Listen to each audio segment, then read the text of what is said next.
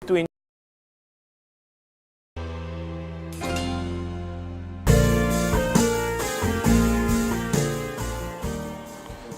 viewers watched the interview we had with Mr. Zhou and Mr. Chen of the Guangdong University of Foreign Affairs and Foreign Relations, and their two lectures, which are guest Mr. Rod Kapunan, author of several books, 3 or 4 by now, and a regular columnist of the Manila Standard.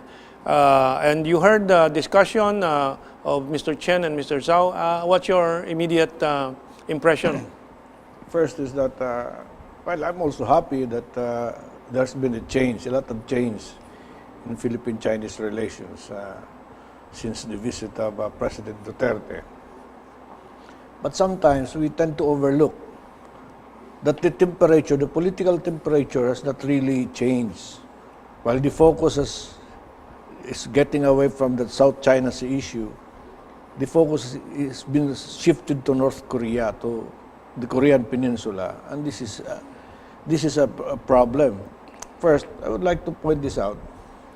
Many of us failed to understand that there is no actually peace agreement that exists between the North and the South, between North and South Korea. What exists there is an armistice agreement which was signed in 1953.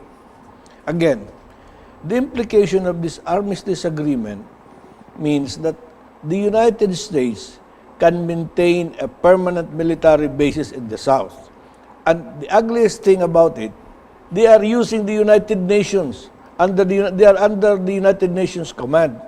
So in effect,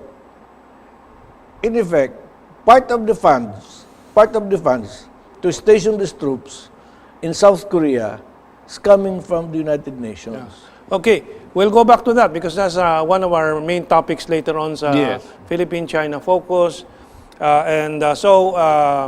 The relations with China is improving, but the focus at the moment is going to the North Korea.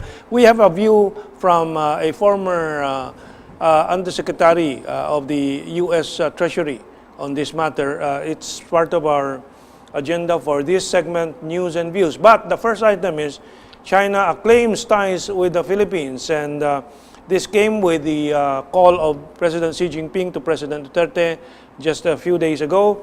And let's just read our accumulated reports on this. Chinese President Xi Jinping acclaimed the dialogue between Beijing and Manila over their border dispute in the South China Sea during a phone call with President Rodrigo Duterte. Quote, the mutual political trust between China and the Philippines continues to grow, and our cooperation is flourishing in all areas. Quote, channels of dialogue and negotiation on the South China Sea issue have also been set up, which will benefit the fundamental interests of the two countries, the Chinese media quoted. So, well, this is the first item, and we'll ask our guest later on to comment on some of these news items. Second is Indonesia, China set to build stronger ties as both benefit from the Belt and Road Plan. And part of the report goes like this. Located between the Indian Ocean and the Pacific Ocean, Indonesia is a sea transport hub of conspicuous geographic importance and is considered a vital pivot of the 21st century maritime Silk Road.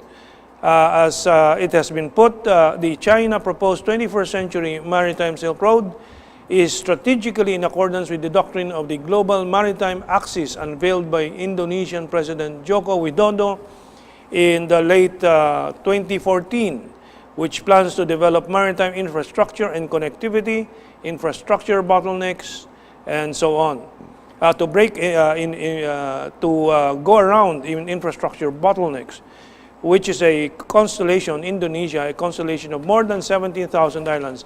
Now, this relates to our segment later on, Philippine-China Focus, where the role of the Philippines in the One Belt, One Road, particularly the Maritime Silk Road, is discussed in a paper from the Foreign Service Institute of our Department of Foreign Affairs.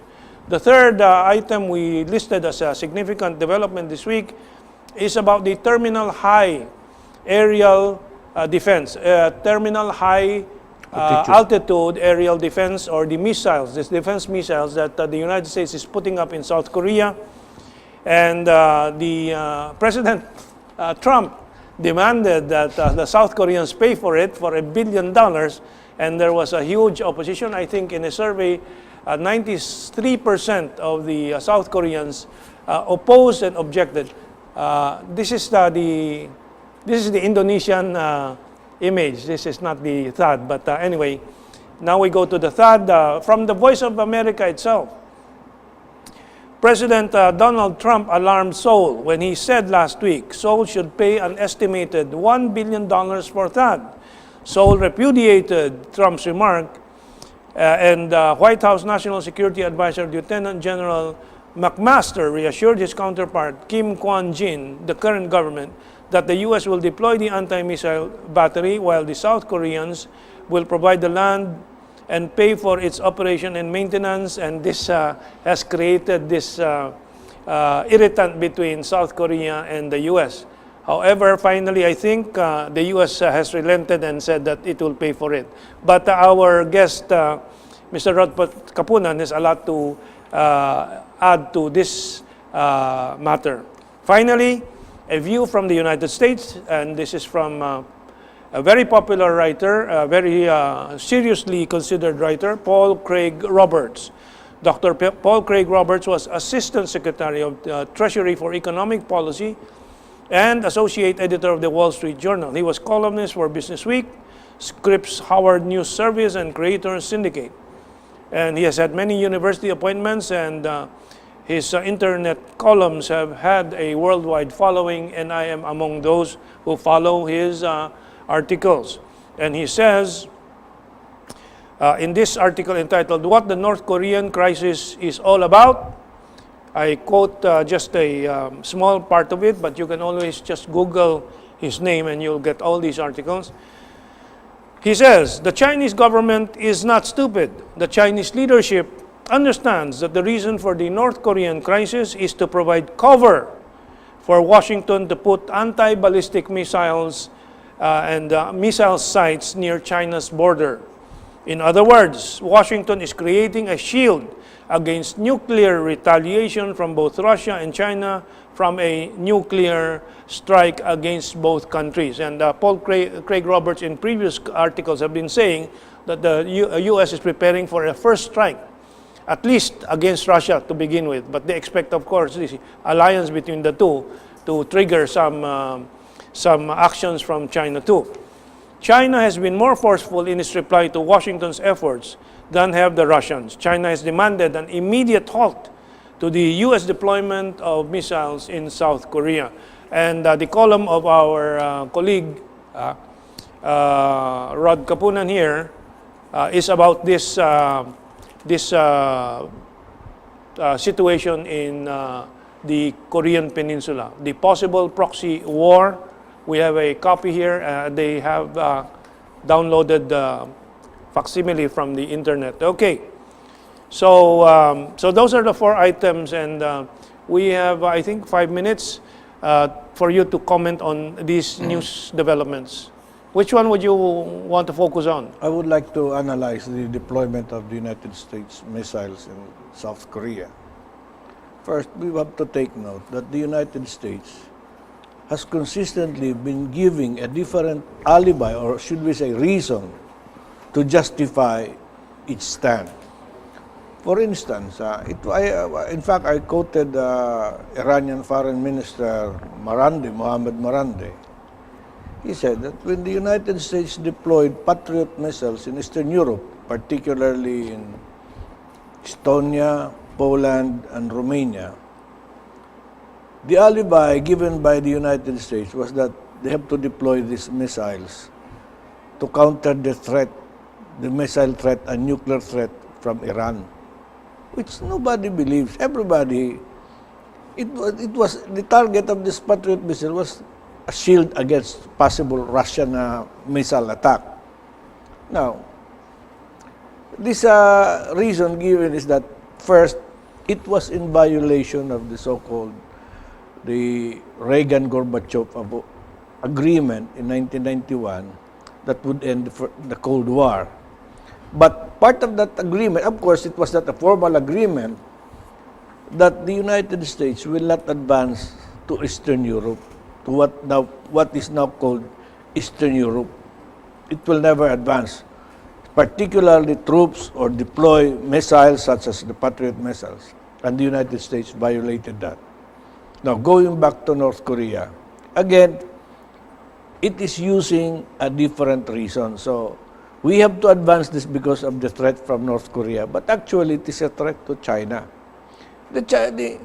And I would like to point this out, that the United States is talking of a nuclear threat. But nobody knows that the United States has several nuclear weapons, tactical nuclear weapons, deployed in South Korea itself. Nobody never examined that. It's just like, oh, you are a threat because of your nuclear bomb, but the United States has several nuclear weapons in South Korea.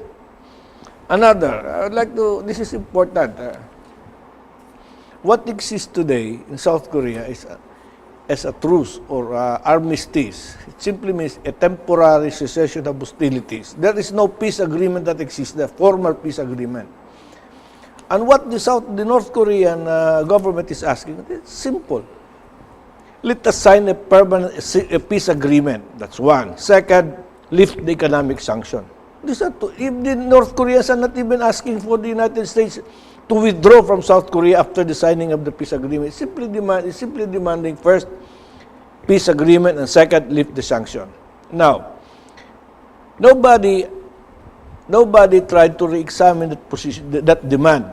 The implication of that demand is that once a peace agreement is signed, the relevance of the United States military bases in South Korea will be, the basis will become irrelevant.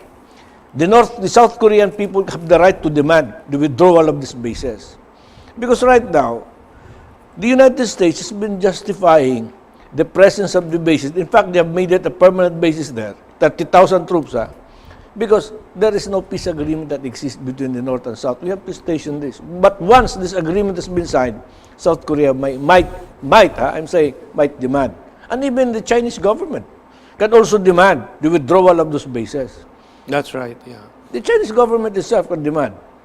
And then a deeper analysis of that of the presence of the U.S. bases under the United Nations command is that we are the ones spending for the part spending for the expenses of these troops, for the station of these troops, because coming from the United Nations fund, all members of the United Nations are contributing.